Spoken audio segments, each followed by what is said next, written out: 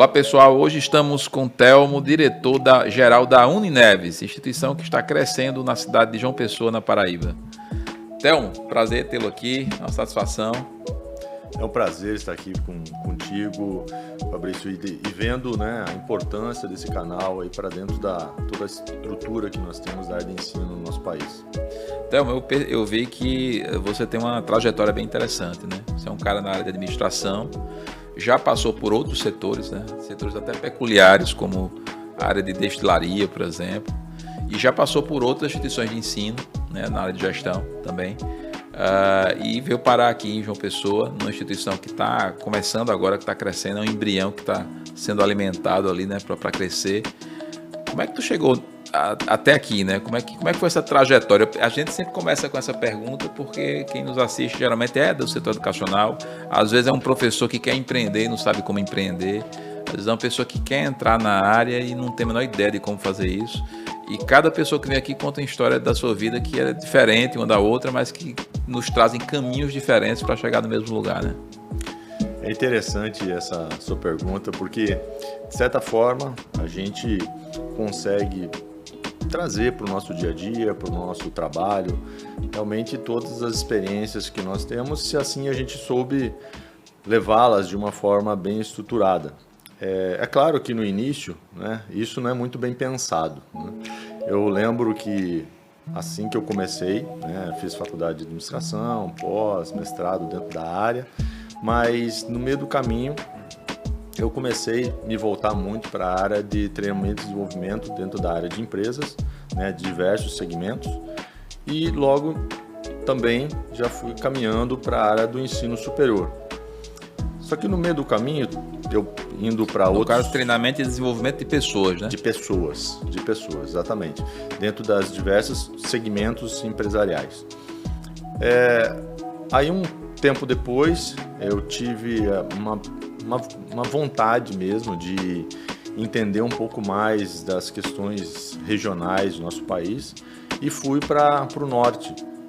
Eu sou originário do Paraná e eu fui para o norte, para Roraima, aonde até então em 2001 era vamos dizer assim, era um paradigma você sair do sul e ir para o norte sem ter algo já pré-definido, já estruturado para a sua vida.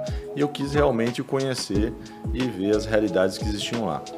Chegando lá, eu vi que existiam várias oportunidades, é um estado ainda que está em desenvolvimento, né, e buscando o seu caminho.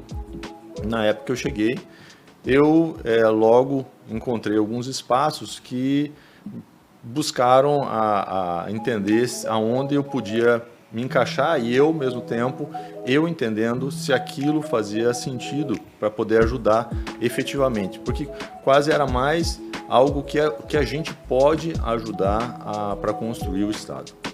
Nessa época, em 2001, né, eu já comecei dentro da área do ensino superior, estruturando um curso de administração de uma faculdade particular e, ao mesmo tempo, eu estava no Sistema S, no SESC, na área de gerência administrativa. Que para a educação são duas áreas bem diferentes, né? Bem diferentes. O SESC trabalha mais com profissionalizante, né? Isso, o SESC ele tem esse lado do social, né? O SENAC tem muito mais forte essa questão da educação profissional, só que aí aconteceu um tempo depois que eu estava no SESC, que eu estive não só envolto no administrativo financeiro, mas me chamaram para a área de educação e cultura e logo eu fui para ajudar a desenvolver essas áreas. Um tempo depois me chamaram para ser diretor regional do SENAC, né, também lá. E aí a gente entendeu mais fortemente, né, porque antes eu trabalhava com educação infantil, fundamental, médio, educação de jovens e adultos, basicamente na área de gestão, e depois eu fui para a educação do ensino profissionalizante, né, que é no sistema, no SENAC. E lá fiquei um tempo, a gente conseguiu desenvolver um trabalho interessante, só que eu já também fazia parte de um grupo que eu também estava no ensino superior, num outro grupo já, né, que era uma faculdade local, que era a Faculdade Atual da Amazônia, e que logo em seguida foi adquirida por um grupo nacional, né, já passado isso, 2000 e mais 10 anos depois, foi adquirido por esse grupo, né, que é Estácio, adquiriu essa estrutura e eu estava no administrativo financeiro dessa faculdade e passei para a administração geral da instituição. E como é que foi essa transição, né? Porque você tem aquela visão ali da planilha do Excel, né, do administrativo financeiro, aí migra para uma direção geral, onde você passa a ter a visão agora da educação mesmo, né, propriamente dita, não é só a parte administrativa financeira. Foi fácil a transição? Como é que se deu naquele momento ali? Eu posso dizer que o pipeline ele sempre é difícil, né?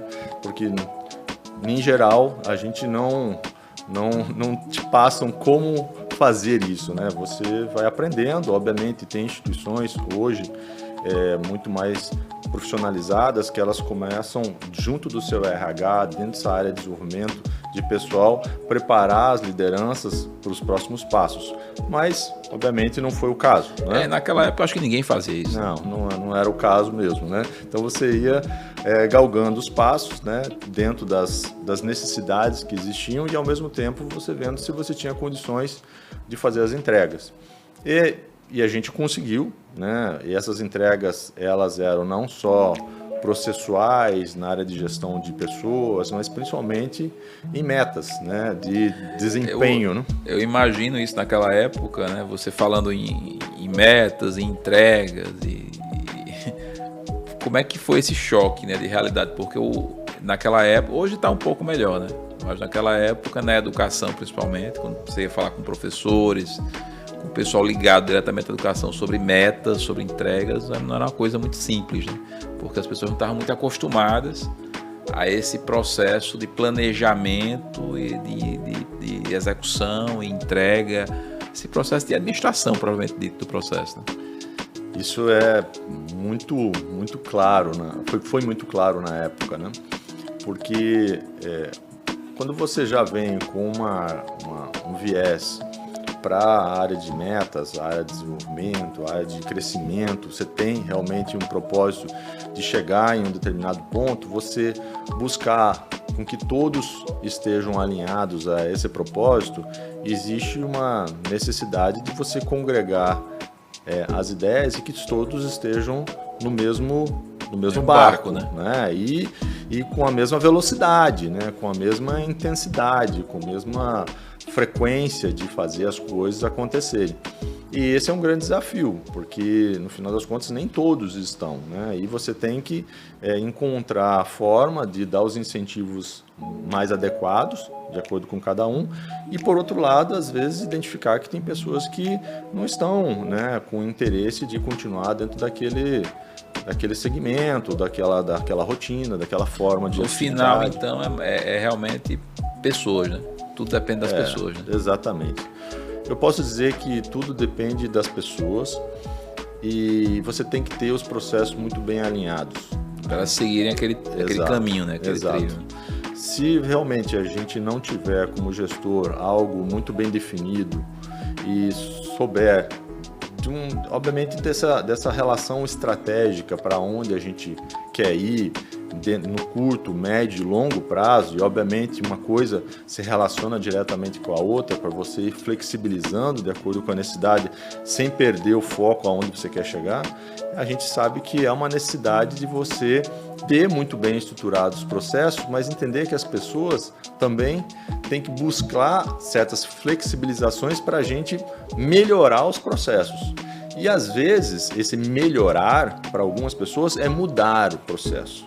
Esse mudar, às vezes, as pessoas, nem todo mundo gosta, né? Então, você tem que estar cada vez mais dentro de um processo de seleção, até nós estávamos conversando sobre isso, com pessoas que estejam alinhadas a isso e entendam que há uma mudança constante e há uma necessidade constante de a gente estar mudando para o que o mercado necessita. Né? O processo é importante, mas você não pode ser escravo do processo, porque pode ser que o processo precise ser modificado, precise de ajustes. Às vezes o cara quer seguir o processo tão à risca que em determinados momentos que o processo não se encaixa para resolver aquele problema, ele continua seguindo o processo, mesmo sabendo que vai dar errado, né? E se ele não tem essa capacidade de gestão, de flexibilizar e entender que para aquela situação específica, para aquela exceção, aquele processo não é o ideal e que precisa de um ajuste, a coisa desanda, né? Exatamente. A gente precisa entender que o redesenho, faz parte do processo. Ele faz parte do processo. E que todos na equipe têm que entender isso. Porque é natural que muitos queiram que aquilo continue da forma que está, até porque ele aprendeu, né? Ele entendeu que ele está 100% naquilo. Eu quero aproveitar o meu 100%. Só que a gente tem que entender que se você chegou no 100%, obviamente você tem que avançar. Isso. Senão, não é o teto. Não é o teto. O teu 100% ou 100% da tua empresa não é o teto. Você tem que sempre avançar e buscar oportunidades em diversos pontos. E quando a gente fala de desempenho de uma organização, seja ela qual for, não está necessariamente nas metas de receita, ou nas metas de EBITDA, ou nas metas de quantidade de X clientes, isso ou aquilo, mas sim também numa estrutura cada vez mais sólida e muito mais bem planejada para que você chegue nos objetivos. E essa necessidade de reconstrução, ela é contínua. Parece que às vezes são jargões, que a gente fala de melhoria contínua, mas parece que isso não é mais para acontecer, né? Sim. Porque tanto se fala, mas é isso. A melhoria, ela tem que ser contínua. E não é a melhoria só da organização, essa melhoria da organização parte das pessoas. Parte das pessoas entenderem a necessidade de melhorar e a partir do momento que elas entendem isso, elas estão abertas também à mudança. Sim. O ensino superior, principalmente, ele nos últimos 30 anos, ele sofreu mudanças bem radicais, né?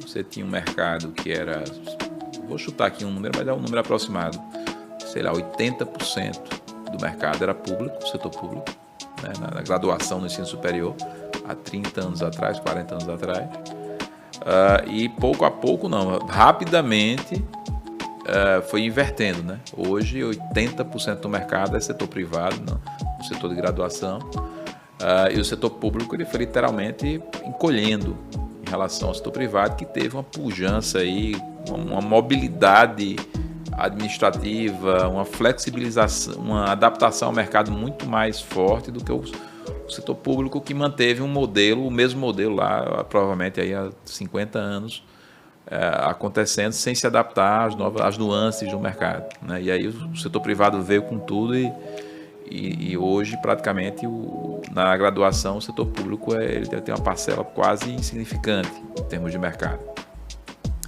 E isso virou muito rápido, né?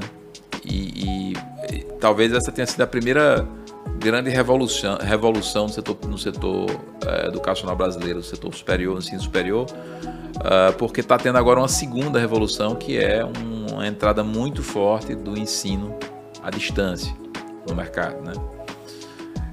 Então, o setor do ensino superior brasileiro ele é muito mutante, né? Ele muda muito rápido. E se a instituição de ensino não tiver essa visão de longo prazo do que pode acontecer no médio e longo prazo, ela pode se dar muito mal, porque as mudanças acontecem muito rapidamente. Hoje, você que passou também por essas transições todas, né? Qual é a tua visão hoje? O que é que vai acontecer aí nos próximos 5, 10 anos no setor privado, principalmente no ensino superior brasileiro? É bem interessante essa tua pergunta, e ela é interessante a gente também construir isso que você destacou. Nós sabemos que as instituições de ensino superior privadas, elas tiveram seu início lá depois de 93 em diante, né, quando foi iniciado o processo junto com o Fernando Henrique Cardoso, o Paulo Renato, né, para fazer com que elas existissem nos moldes que até então estavam. Foi uma demanda reprimida enorme no nosso país, né, onde as instituições de ensino públicas elas não conseguiam absorver. Nós tínhamos centenas, às vezes mais de 1, 2, 3 milhares de pessoas na frente de uma faculdade, uma universidade, para fazer o ensino superior, e não tinha vaga o suficiente, né? Então era aquela questão do 50 para 1, 100 para 1, né? Então, não que isso não exista ainda nas instituições de ensino superior públicas, né? Ainda existe, né? Porque existe aí uma oportunidade de não pagar o seu ensino. Até o número de cursos era reduzido, né? Também. Além de ter poucas vagas, você tinha um número de curso muito reduzido. Então isso gerava uma demanda reprimida gigante. Né? Exatamente. Então, isso também é algo extremamente relevante, porque com o tempo foi se buscando entender que existia um mundo de oportunidades, né, que eram certas competências, né, específicas e que foram estruturando-se os currículos dentro do Ministério da Educação. Só que no meio tempo também foi se identificando que não faria muito sentido deixar tão específico, né? Às vezes um curso e sim você dá uma habilitação, uma pós-graduação que fizesse com que ele caminhasse para aquele mundo que ele estava desejando.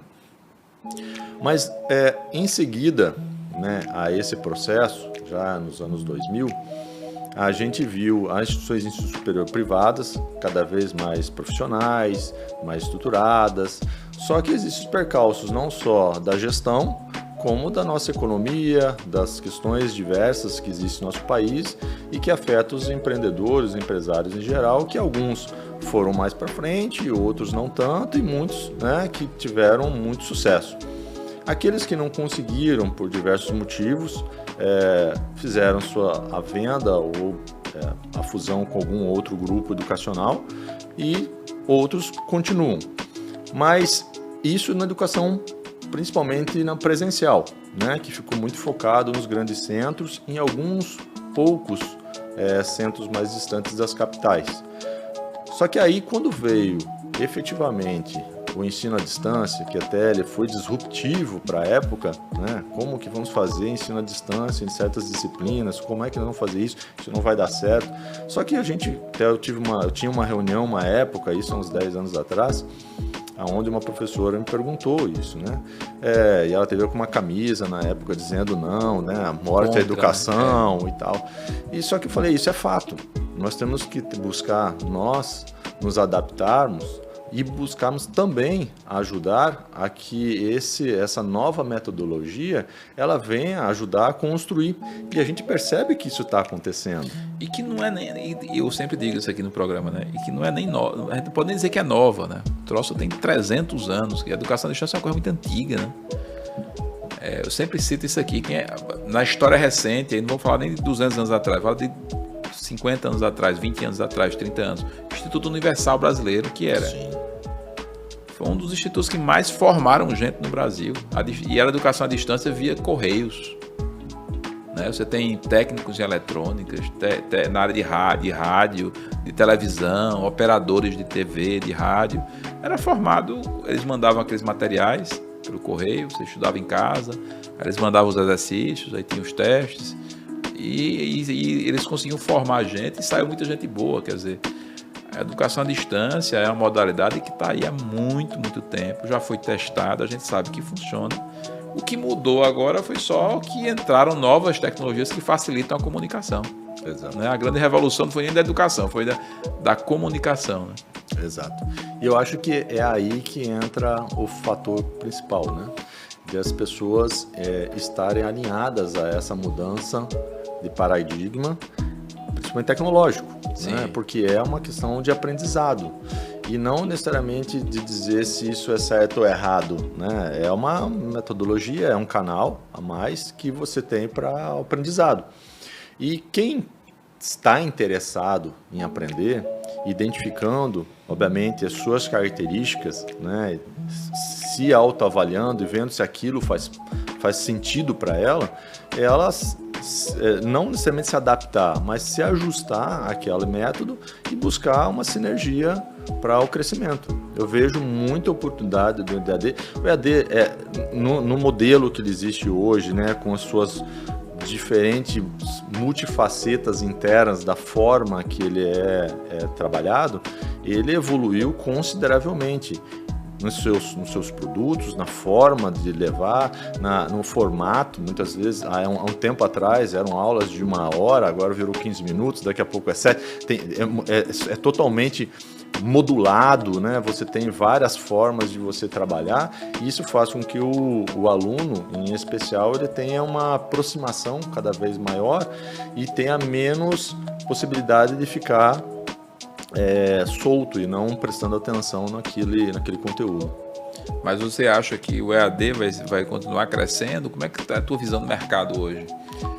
O caminho é por aí ou vai ser um movimento pendular, né, que vai crescer muito forte, mas depois vai dar uma retraída e as coisas vão ficar meio equilibradas ali com vários produtos no mercado aí acontecendo ao mesmo tempo? Eu vejo assim que a gente pode falar, vamos falar assim, um pouco do hoje, vamos falar do imaginável amanhã, né?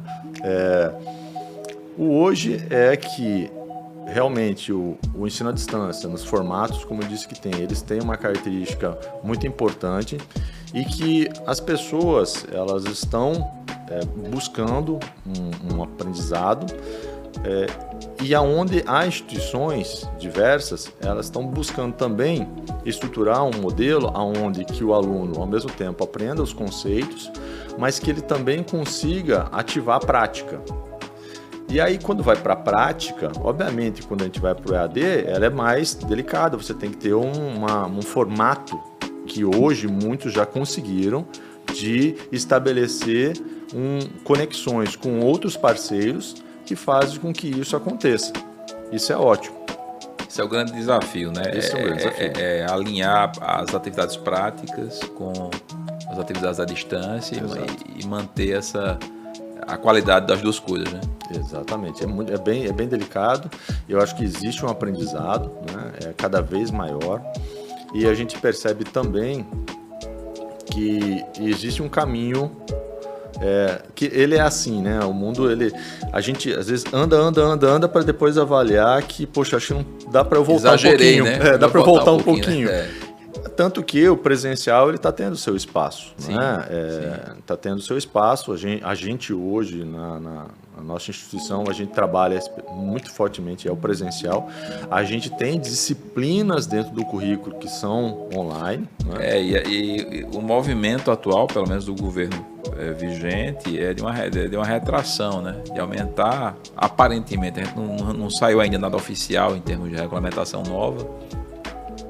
Mas aparentemente, pelo menos o que estão dando de pistas aí sobre o que vão fazer seria diminuir um pouco essa flexibilização, diminuir essa flexibilidade do EAD, principalmente nos cursos que envolvem formação de professores, né? Então, são as notícias que a gente tem ouvido. Então você tem uma retração na área da legislação, né? Você tem um mercado hoje que as duas coisas estão andando, né? Tem gente que realmente não se adapta, não se encaixa muito bem em um determinado formato e prefere outro formato. Eu acho que o bom é ter vários formatos, né? Quanto mais formatos a gente tiver, melhor para o mercado, é melhor para o consumidor, que é o estudante. Acho que o caminho é por aí. Mas, no caso do EAD, né, o desafio ainda é maior quando é área de saúde, né? Exato. Porque é muita prática, né? A gente tem, obviamente, os conceitos, né, que são extremamente necessários para você poder ir à frente, né, e seguir à frente nas práticas, mas é muito fazer, né? Muito saber fazer, né? Que basicamente parte um pouco da educação profissional, né? Que se você não executa a atividade, executa a instrumentalização, né, daquilo que você faz, você tem dificuldade na hora do atendimento, né? E quando nós estamos falando de saúde, nós estamos falando de pessoas, né? Você está indo direto na saúde da pessoa. Nós, especificamente, que trabalhamos com a área de enfermagem, biomedicina, radiologia, nós sabemos a quanto de instrumentação. A Unineves hoje está com quantos cursos? Nós estamos com hoje 3 cursos de ensino superior, né? E nós estamos aí caminhando para outros que já estão na frente. Essa instituição, ela vem, né, com um certo tempo a gente está redefinindo o escopo de atividade delas, porque ela é vinculada diretamente a um grupo de hospital, né, que é o Grupo Neves, que fica aqui dentro de João Pessoa, e da Redditor, que é um grupo nacional. Isso aí gera um diferencial muito forte na parte de estágio, né? Provavelmente vocês vão ter um canal, né, direto com a rede para os estudantes estagiários, alguma coisa nesse sentido. Nós temos já todo esse canal estabelecido e esse acho que foi o grande ponto, né? Geralmente as instituições superiores, quando elas nascem, elas tendem a, assim que elas montam os seus cursos, ou enquanto estão montando os seus cursos, elas também estão buscando os estágios, buscando a parcerias prática. E às vezes ela demora muito tempo, né, até ter a maturidade suficiente para construir a sua própria estrutura de estágio, né? Por exemplo, clínica, escola, hospital, porque é um negócio caro, né? Exige um investimento muito alto. E você já, no caso de vocês já estão partindo com isso previamente já estruturado, né? Exato. Isso remonta ao motivo de nós estarmos com os 3 cursos hoje. E a gente está estruturando os próximos cursos que nós vamos ter, porque eles têm que atender a essa nossa rede, a nossa estrutura hospitalar. Nós temos hospitais, laboratórios, né, e também centros diagnósticos por imagem, e todos eles vinculados à faculdade, né? Então nós fazemos parte do mesmo grupo, então nós atendemos. A ideia de vocês é que os currículos trabalhados na faculdade sejam currículos com perfis já diferenciados para o mercado e para a estrutura que você já tem. Vocês vão ter esses currículos, vamos dizer assim, claro que em certa medida, porque os currículos no Brasil eles são norteados pelas DCNs, as DCNs são norteadas pelo MEC, e não tem como vocês fugir daquele escopo maior, vamos dizer, daquelas diretrizes. Porém, em certo grau, você tem como enfatizar, né, certos aspectos dentro do currículo que são mais ou menos importantes para o mercado, ou para aquela região, ou para o grupo, né, que está trabalhando essa estrutura de educação. Tem essa coisa também do currículo estar voltado para o mercado e para o grupo. Isso é bem pertinente, porque nós temos tudo que a DCN, né, nos posiciona, todos os pontos que são necessários internos dentro do nosso projeto pedagógico, aonde a gente quer levar os nossos alunos, mas especificamente as necessidades internas que existem dentro do hospital, dentro da clínica, dentro do laboratório, é onde é o nosso ponto focal de insumo para a gente fazer as nossas melhorias. E nós estamos constantemente fazendo isso. Então, nós nos consideramos extremamente atualizados.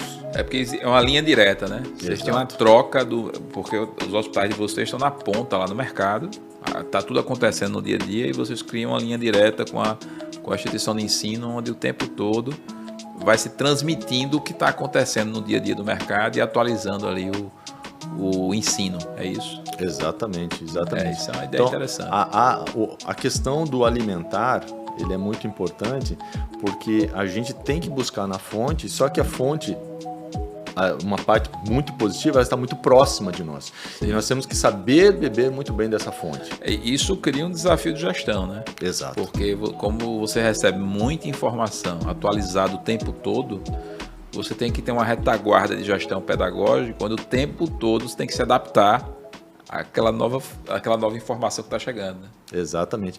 Isso até é algo bem interessante, porque agora, recentemente, nós formatamos internamente uma pós-graduação em oncologia multiprofissional, aonde a equipe de oncologia do hospital, ela identificando as necessidades internas de profissionais, ela montou junto conosco uma estrutura de currículo, e já estamos constantemente já ajustando para que a gente consiga fazer com que realmente a pós-graduação ela forme profissionais diante da necessidade específica do setor. Ou seja, e quando a gente fala de um hospital, a exemplo, o hospital que tem aqui, que tem JCI... É, né, a melhor pós-graduação, é aquela que o mercado está pedindo. Não é o que o estudante tirou da cabeça dele, vou fazer isso aqui porque eu acho interessante, né? Porque a pós-graduação, principalmente quando a gente fala de especialização, né, ela tem que ter um foco muito de mercado, né? Diferentemente de mestrado, doutorado acadêmico, que aí tudo bem, você pode estudar coisas que não necessariamente o mercado naquele momento está exigindo, mas especialização ela tem que ter esse foco, né? Exato. E esse é um ponto relevante para nós, né? Que nós especificamente estamos buscando alimentar o nosso próprio ecossistema.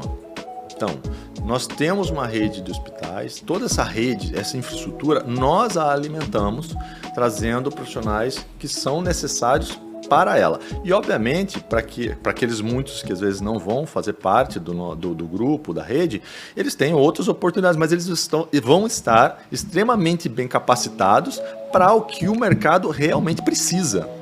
Sim. Porque essa é a necessidade que existe dentro do empresário. Recentemente eu dei uma entrevista até para o Estadão e o repórter lá me perguntou justamente isso. Por que esse movimento, né? Porque você tem o exemplo da Unineves aí com a Redditor, você tem o Sírio-Libanês com um movimento forte também no setor educacional, o pessoal do Einstein também está se movimentando, quer dizer, os grandes grupos de saúde que não tinha nada a ver com a educação, o foco era o serviço lá na ponta, a saúde, eles voltaram para dentro, né, vamos dizer assim, e começaram a pensar na educação, inicialmente com a ideia de, não, eu preciso de mão de obra qualificada para o meu setor, que eu não estou conseguindo. Né? A ideia inicial provavelmente foi essa, pelo menos para a maioria dos grupos, ou para alguns grupos. E aí, de repente, parece que caiu a ficha, né, de vocês e pensar, peraí, eu estou investindo aqui para formar gente para a minha área, aqui, para o meu setor, para os meus hospitais, mas se eu estou tendo essa necessidade, então todo o mercado está tendo essa necessidade. Quer dizer, é provável que a maioria dos cursos das instituições de ensino elas estejam desconectadas do mercado e isso gera um outro negócio que a gente não estava imaginando, que é um negócio no setor educacional. Né? Que isso aí vem de um outro problema, que é a desconexão, né? da educação com a sociedade. Né? As universidades... com currículos completamente desatualizados, sem essa linha de contato, de troca com a sociedade. Você tem currículos que estão há 30, 40 anos, o mesmo currículo, e colocando gente no mercado, enfermeiros, médicos, etc., sem essa atualização curricular e sem essa conexão com o mercado. Aí vem os grandes grupos que estão no mercado, que precisam de mão de obra qualificada, que estava contratando gente que tinha que requalificar. Em muitos casos, os grupos tinham que requalificar o enfermeiro para poder atuar nos seus hospitais, porque ele não vinha pronto da universidade. E aí vocês começam a enxergar isso agora como um negócio, né? Exato. Recentemente, estou sempre junto aos médicos, conversando com eles e buscando quais são as necessidades que eles têm no dia a dia, né? Que às vezes, são coisas pontuais. E que fazem com que a gente estruture cursos até de curta duração. Sim. E que resolvem coisas pontuais. E eu posso dizer o seguinte, nós identificando nos processos de seleção que geralmente as lideranças do hospital elas fazem suas solicitações e elas já pedem com experiência. Ou seja, só que essa experiência, às vezes, ela é difícil de ser encontrada no mercado, porque essa pessoa não teve a oportunidade de passar.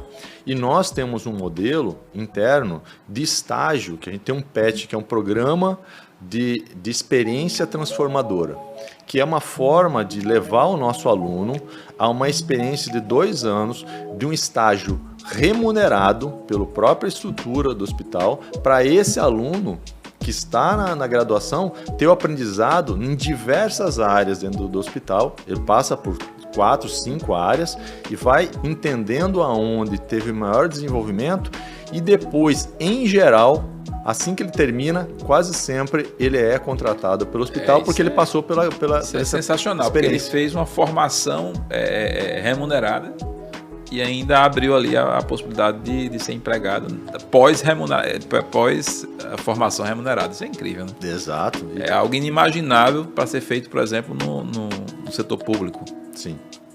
Né? Você não consegue imaginar isso hoje com o modelo que a gente tem. Não consegue ver isso, né? Há alguns anos atrás eu fui para um evento do Semesp e convidaram lá um cara famoso, o Nizam Guanais, que é um cara do marketing, da comunicação, etc.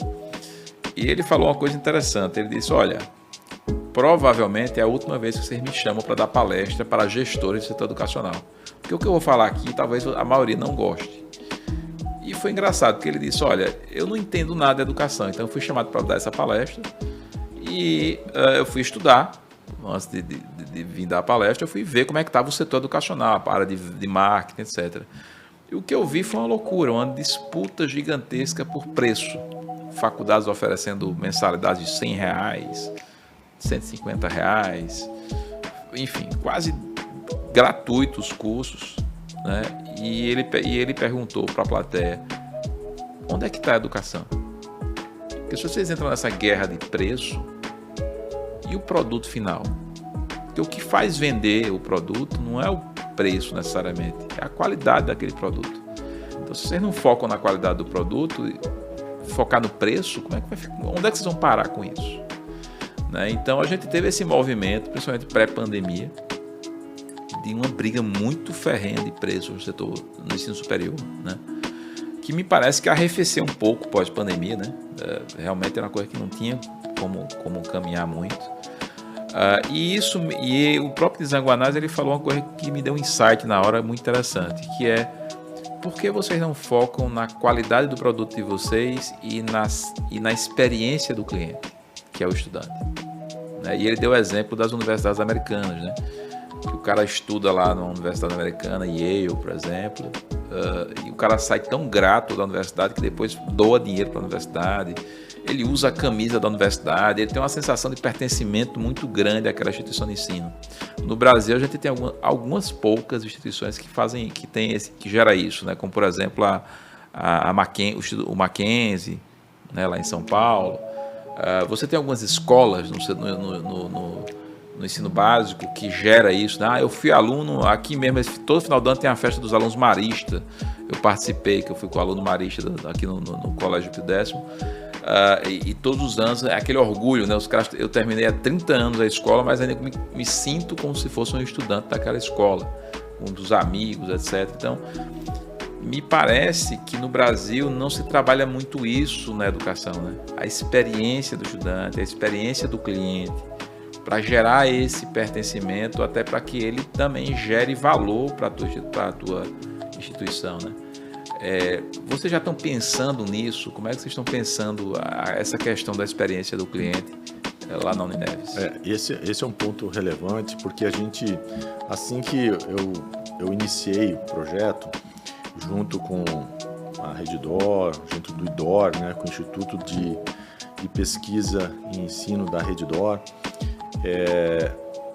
nós priorizamos um ponto, e foi esse o grande marco para nós. Nós temos que fazer uma excelente qualidade de ensino voltada para que o aluno, tenha aprendizados relevantes, que já consiga desenvolver atividades junto à rede hospitalar, junto à rede que nós temos, e ao final ele seja provavelmente contratado porque ele tem todas as experiências necessárias para que ele possa já entrar no mercado. Não necessariamente aprender vários itens que são básicos, muitas vezes, que muitos não sabem. Mas além das questões práticas da atividade, do exercício da profissão, também tem as questões comportamentais que também nós trabalhamos. Porque muitas vezes um paciente, você sabe muito bem como fazer um procedimento técnico de enfermagem, a exemplo, porém, às vezes o comportamento dele junto àquele paciente... Skills, né? Exatamente. Então nós ajudamos também ele nos soft skills, porque é importante. A gente sabe que é a questão da empatia, saber poder levar as palavras corretas no momento correto. Na área da saúde, um sorriso na hora certa vale mais do que qualquer coisa. Sim. Será que aquela informação, naquele momento, é o melhor a ser dado para aquele paciente? Será que é você que tem que dar essa informação? Então, são vários pontos que têm que ser pensados. E isso faz parte muito maior de um profissional do que necessariamente suas questões técnicas. Se a gente já não, muitas vezes, em vários momentos, as pessoas, em algumas instituições não conseguem fazer a entrega técnica, imagine a comportamental. Isso. Então, e nós estamos buscando essa relação complexa e completa para que a gente possa realmente fazer um profissional diferente para o mercado. E aí ele já vai se sentir diferente por conta da formação que ele teve, e aí você gera esse pertencimento à instituição, né? E isso faz com que aquilo que você estava falando, que preço é algo que a gente não fica olhando com tanta frequência, não. Nós temos um valor, que é o valor que nós cobramos, que é para a sustentabilidade do negócio, Porém, não é algo para a gente ficar correndo atrás de pegar aluno de outro ou aluno que de repente não está alinhado ao propósito, porque esse é o ponto. Não é vir simplesmente fazer não é faculdade. Qualquer estudante, é o que tem um perfil para o curso. E que queira aprender. E que vai ser um tempo árduo. Não vai ser um tempo fácil. Sim. Vai ser um tempo importante para a vida dele, que necessariamente pode ser até mais fácil se ele estiver alinhado a esse propósito. Se ele souber que aquilo vai fazer a diferença na vida dele. Porque o aprendizado de fato, ele tem que ter real dedicação. Porque o que é educar, né? É você causar mudanças comportamentais, sociais, de ordem técnica na vida do indivíduo. E ninguém muda sem esforço, né? Eu nunca vi a pessoa mudar sem ter algum nível de esforço. Você quer mudar seu corpo, tem que ir para academia, vai ter que malhar, vai ter que suar a camisa. Você quer mudar sua mente, você vai ter que ser disciplinado, você vai ter que ter enfim. Tudo que você vai fazer que envolve mudança exige esforço. E educar é mudar o indivíduo, né? É transformar o indivíduo. Então, o estudante que vai para uma universidade achando que vai ser fácil, que não vai ter dor, que não vai ter sacrifício, ele já vai enganado, né? Ele já vai sem saber para onde está indo, né? Exato. E eu acho que talvez, né, por conta daquilo que você falou, da demanda reprimida educacional que a gente teve, criou-se uma falsa perspectiva, uma falsa ideia de que a universidade era o paraíso, no sentido de que lá não vai ter esforço, eu vou terminar e já vou ter emprego. Porque as pessoas queriam entrar ali dentro, não podiam, não saber nem o que era a universidade naquela época. Mas parece que a gente passou por um período aí digamos assim, de maturação do processo, onde as pessoas perceberam, peraí, não adianta eu fazer um curso qualquer, me formar e eu não mudar, eu não ser transformado por aquele curso, de tal forma que o mercado me aceite como um profissional interessante. Senão eu vou ter um diploma, o mercado não vai me aceitar e eu não vou ter emprego, eu não vou conseguir entrar no mercado. E aí você tem uma legião de estudantes que optaram pelo preço, muitas vezes, né?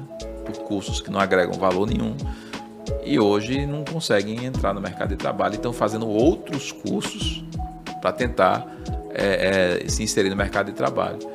E aí essa ideia realmente de transformar e de buscar a qualidade da educação, do ponto de vista de negócio, me parece, é uma ideia de que você vai gerar um negócio mais duradouro, inclusive, né? Porque se você entra nessa briga de preço, onde a qualidade não é tão importante, você pode até naquele início você sobreviver, mas depois, com a depuração no mercado, vai ficar difícil, né? E você, quando você trabalha muito com preço baixo, né? Você precisa de muita demanda, né? Você precisa de lastro, você precisa de muita gente, não tem milagre. Não, a conta não fecha. A conta não fecha. Então, essa é a realidade, né? Então, nós estamos entendendo que nós temos um tempo de maturação, nós temos um projeto, obviamente, que nós estamos cada vez mais estruturando e melhorando ele, mas nós já fazemos entregas reais, entregas contundentes. Nós temos hoje inúmeros alunos formados que estão no mercado já, estão trabalhando. Nós temos um banco de talentos, nós temos uma infraestrutura onde a gente retroalimenta o nosso processo para que esses alunos que estão e outros e também egressos consigam seu espaço. Estamos também fazendo um trabalho de requalificação, porque é importante, às vezes um aluno que saiu há um ano, nós temos que ajudá-lo a estar cada vez mais no mercado, porque passou um ano, as necessidades das instituições hospitalares, ou seja, quais elas forem, até das laboratórios e da rede de diagnóstico por imagem, também mudam. E as graduações na área de saúde, elas estão se amplificando muito, no sentido de que os profissionais da área de saúde antigamente, eles estavam restritos a um escopo de serviço menor, né? Então vou dar um exemplo aqui claro, né? O odontólogo, por exemplo, antes ele se restringia ao tratamento da boca, da cavidade oral, dos dentes, etc, etc. Hoje, a depender da especialização que o odontólogo faça, ele vai estar trabalhando na área de estética. Isso, há alguns anos atrás, era inimaginável. Quer dizer, foi uma amplificação do leque de possibilidades para o odontólogo. Na enfermagem, a mesma coisa. Na farmácia a mesma coisa, na medicina mais ainda. Quer dizer, você tem hoje a graduação apenas como praticamente a porta de entrada, né? Hoje é quase impossível uma pessoa apenas com graduação ela conseguir se inserir bem no mercado de trabalho. Quer dizer, a graduação é só o começo do negócio, né? Você faz a graduação é só para você se habilitar. A partir daí você realmente se aprofundar numa área específica e conseguir se inserir melhor no mercado de trabalho. Então, hoje a graduação é só um trampolim, né? E eu vou acrescentar isso que além da pessoa ter oportunidade sim com a graduação de iniciar uma atividade, ele consegue um emprego, consegue ou de repente empreende, seja como for, o ponto necessariamente não é começar. O ponto é continuar. Sim. O ponto é se você tem perenidade, né? Então, não adianta nada a pessoa ter um excelente discurso num momento de uma seleção, conseguir convencer de que ele é um ótimo profissional, se no final das contas eles não têm entregas efetivas. E isso se aprende na instituição do ensino superior. Teoricamente é assim que tem que ser, né? Você aprender vários pontos que são necessários para que você tenha uma melhor conduta profissional. Porque senão também para o empresário cada vez mais ficar fazendo trocas porque realmente não encontra o profissional correto, e às vezes no melhor processo de seleção possível, mas às vezes isso não funciona bem. E aí você tem um gasto muito grande dentro da empresa para que não saia esse profissional, ter que qualificá-lo. Aí você passa 6 meses buscando qualificá-lo para que ele possa atuar na profissão. E existe sim muitos profissionais que às vezes esperam entrar num trabalho para lá aprender. Sim. E isso a gente está tudo bem, isso faz parte do mundo do aprendizado, sim, mas não, você tem que chegar lá para fazer entregas. Você tem que entregar algo, sim. Você tem que realmente ajudar a construir algo. E eu vejo isso, sabe, Fabrício, desde há muito tempo atrás, já quando eu trabalhei dentro de todas as esferas do ensino, que existe uma necessidade, assim espero que no futuro isso venha a acontecer, que esse pipeline que eu estava falando venha ficar mais claro e possa ser introduzido dentro do ensino, todo o ensino, aonde uma pessoa que sai do ensino infantil, que vai para o fundamental, que vai para o médio, quando ele sai de uma esfera para outra, ele nunca sabe o que ele vai encontrar. Ninguém nunca diz, é uma experiência, vamos lá, vamos ver o que é. Você chega lá só que se você sabe, muitas vezes, o que você vai encontrar, o que é esse novo mundo, você consegue alinhar muito mais as suas expectativas. Sim. Seja em qualquer uma das esferas. E quando sai do ensino médio e vai para o ensino superior, aí que existe uma lacuna enorme, porque você estava num mundo consideravelmente diferente, e ali já é um mundo profissional, aonde você está escolhendo a profissão aonde você vai seguir, porque muitos hoje entram dentro de uma faculdade, ou desistem, ou vão para outro caminho logo em seguida, até porque os pais às vezes falam, poxa, você tem que terminar, já que você começou, termina aí, né? E depois a gente vê, mas só que não é assim.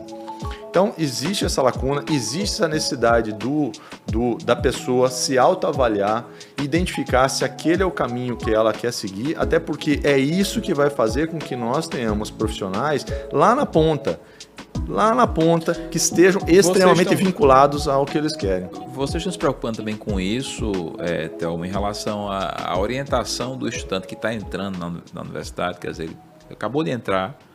Em muitos casos ele está nessa coisa, né? Ele não sabe bem ao certo o que ele está querendo. Ele fez ali, ou porque a família, vai lá, é legal.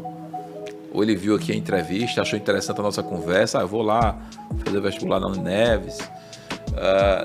Mas ele entrou, né? Às vezes uma simples orientação resolve muita coisa, né? Às vezes ele entra, sei lá, no curso de enfermagem, e ele entra com expectativa, porque ele não se informou bem sobre a profissão.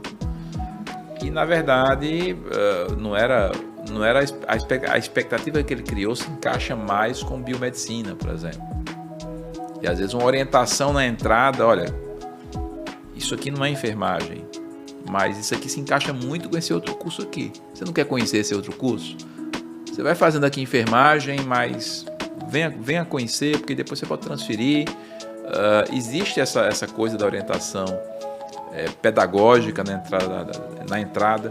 Existe. O nosso time, que é o time de relacionamento inicial com o candidato, que assim nós pretendemos que ele seja nosso aluno, mas é identificar aquilo que ele pretende e o que nós temos, né? Porque isso é essencial, não só dentro dos cursos, mas o que o curso pode trazer também. A exemplo disso, por exemplo, enfermagem. Enfermagem vai trazer quais as áreas que você pode atuar. Porque ele olhando as áreas que ele pode atuar, ele vai dizer, pô, mas nenhuma dessas áreas eu tô afim. Isso aí não faz parte, pô, eu não sabia que mexia com isso. E às vezes ele conversando com um profissional formado, que já está no mercado, né, ele também tem uma ideia melhor, maior do que é a profissão, né?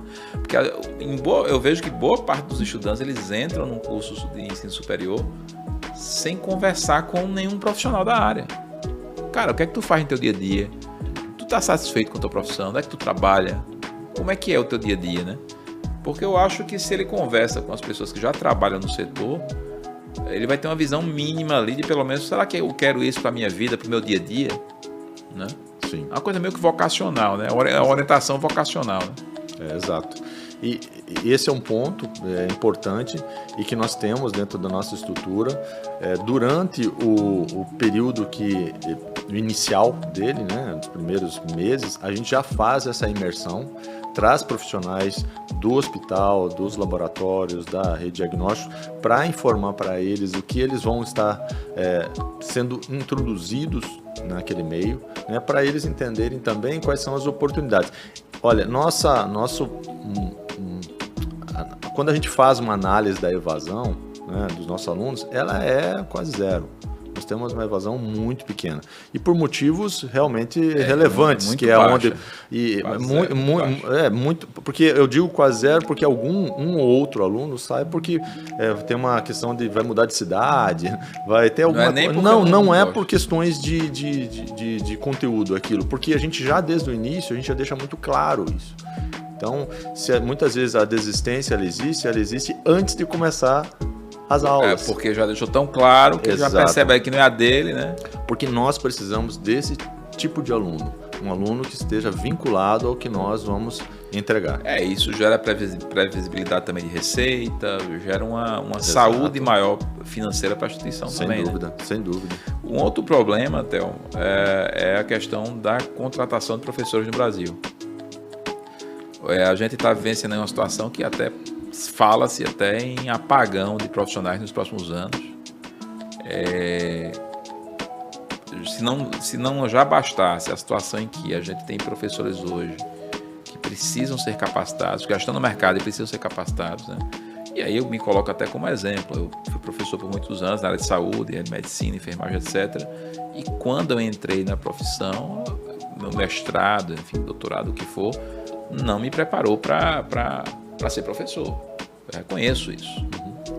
E assim, provavelmente nenhum mestrado no Brasil, nenhuma pós-graduação, pelo menos que eu conheça, prepara realmente o indivíduo para atuar em sala de aula no ensino superior. Se você pegar os cursos da área de educação, pedagogia, etc., eles são mais focados para o ensino básico. Eles não são tão focados no ensino superior. E já para o ensino básico também não está lá essas coisas. Então, você tem hoje no mercado poucos profissionais e os poucos que tem, você precisa realmente fazer uma reciclagem, capacitar, atualizar esses profissionais para trabalhar. Como é que está isso hoje?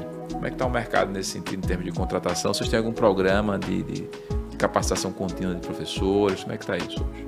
Nós temos um programa interno de capacitação e aperfeiçoamento profissional, onde a gente entra não só nas esferas técnicas, mas principalmente nas questões curriculares, diante daquilo que a gente quer fazer uma entrega, municiado das questões tecnológicas, né? Como é que vai fazer com que essa tecnologia possa efetivamente ajudar? Hoje são duas capacitações, né? A pedagógica e a tecnológica, né? Trazer o mundo digital para dentro do pedagógico, né? Não tem como fugir dessa realidade, até porque nem todos os profissionais, eles estão, às vezes, habilitados ainda com aquelas ferramentas. E não só a ferramenta, mas saber como utilizar a ferramenta para atingir o objetivo esperado, né? Que é outro desafio, né? Porque só utilizar a ferramenta é uma história. Com o trabalho lá na Questiona, eu converso muito com diretores como você, com reitores, etc. E eles sempre me falam assim, Fabrício, eu invisto muito dinheiro em capacitação, às vezes, aqui na instituição, mas não vejo surtir efeito. E eu sempre respondo o seguinte, investir em capacitação é muito bom, mas a capacitação ela tem que ser seguida de um processo, onde o professor que foi capacitado, ele vai ter que aplicar aquilo que ele aprendeu na capacitação dentro de um processo prático na instituição. Então, se você não implementa um processo interno, onde o professor vai usar aquilo que ele aprendeu na capacitação no dia a dia dele, dentro daquele processo, trilhando aquele caminho lá processual, tudo que ele recebeu de informação na capacitação se perde. Ele não retém, porque ele não está usando. Né? A tendência é que o que a gente usa é o que fixa, é o que vai ficando, sendo incorporado. Né? Então, muitas instituições argentinas investem muito dinheiro em capacitação, mas esquecem-se que se aquela capacitação não está vinculada a um processo, é provável que realmente seja dinheiro jogado no lixo, né? E aí, quando a gente implementa os sistemas de avaliação, aí os caras que a gente capacita e ele já entra num processo e aí eles já usam aquilo que a gente está capacitando no dia a dia deles e aí termina incorporando aquela prática no dia a dia, né? Eu não sei se você pensa dessa forma também em relação aos processos internos. Não, é dessa forma mesmo, porque a ideia é junto dos fatores tecnológicos, né, você identificar se eles estão tendo uma evolução para a pessoa, se ela está se aperfeiçoando naquilo para o desempenho das atividades. E somado a isso, a gente também faz uma análise de comportamento, porque o nosso docente, por estar vinculado a um projeto bem específico, onde a gente quer chegar, a gente sabe que tem a questão dos fatores comportamentais, como a gente estava comentando aqui, que não só a gente está levando ao nosso aluno ter um fator comportamental melhor, mais adequado junto ao paciente, nós sabemos que a nossa experiência interna, ela também tem que ser clara para o aluno como a gente gostaria de ser tratado, né? e de tratar. Então, a gente também busca, junto dos nossos profissionais, nós temos uma equipe de psicopedagogos que também dá suporte a toda a equipe para identificar, muitas vezes, necessidades de ajuste, né? Para que, às vezes, a pessoa naquele momento não está, o profissional, o professor não está adaptado àquele currículo ou aquele tipo de modelo de aula ou com aquele tipo de metodologia, o software estruturado, e isso dá um incômodo considerável que ele não quer deixar claro isso, mas a gente tem que identificar isso porque consegue ver isso em sala de aula, porque rapidamente isso já vem à tona. E isso a gente tem atuado para ajudar nossos profissionais a melhorar, né, e conseguir fazer as entregas necessárias. Perfeito. Thelmo, nosso tempo passou rápido aqui, o tempo está chegando ao fim, mas eu deixo aí o microfone aberto para você falar de algum projeto, ou pessoal, ou da própria Unineves, que você queira deixar aqui para o nosso público. A Faculdade Unineves é uma empresa já com uma longa data de aprendizado e, ao mesmo tempo, de experiência dentro do ensino superior em saúde, e tem a pretensão de cada vez mais criar elos fortes para entregas substanciais junto aos nossos alunos, para que eles possam estar no mercado e fazer a diferença junto aos seus pacientes, seus clientes, todo o seu ecossistema. A gente sabe o quanto é importante nós termos profissionais bem capacitados e, ao mesmo tempo, podendo fazer entregas relevantes para que nós tenhamos uma sociedade cada vez melhor. É isso que nós pretendemos e esperamos cada vez mais trazer oportunidades para todos e assim gerar mais eficiência e novas alternativas dentro da nossa sociedade. Muito bom, obrigado. Sensacional. Pessoal, até o próximo episódio de Educação em Foco.